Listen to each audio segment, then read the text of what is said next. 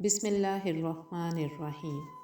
میرے چینل کے معزز سامعین و ناظرین السلام علیکم۔ اس دعا کے ساتھ ویڈیو کا آغاز کرتی ہوں کہ اللہ تعالیٰ آپ کا ایمان سلامت رکھے۔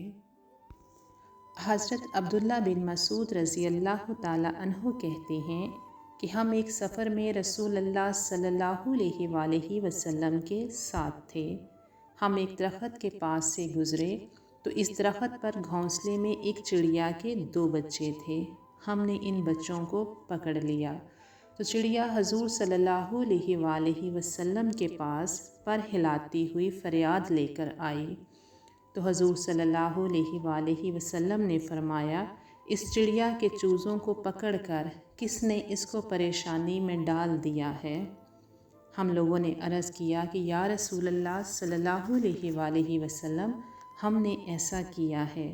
تو آپ صلی اللہ علیہ وآلہ وسلم نے فرمایا، ان چوزوں کو واپس لوٹا دو۔ ہم نے ان بچوں کو واپس ان کی جگہ پر رکھ دیا تو چڑیا پھر دوبارہ واپس نہ آئی۔ اسی طرح ایک روایت میں چڑیا کے انڈوں کا ذکر ہے کہ وہ فریاد لے کر آئی تو حضور صلی اللہ علیہ وآلہ وسلم نے فرمایا کہ اس کے انڈے اس کو لوٹا دو اور اس پر رحم کھاؤ۔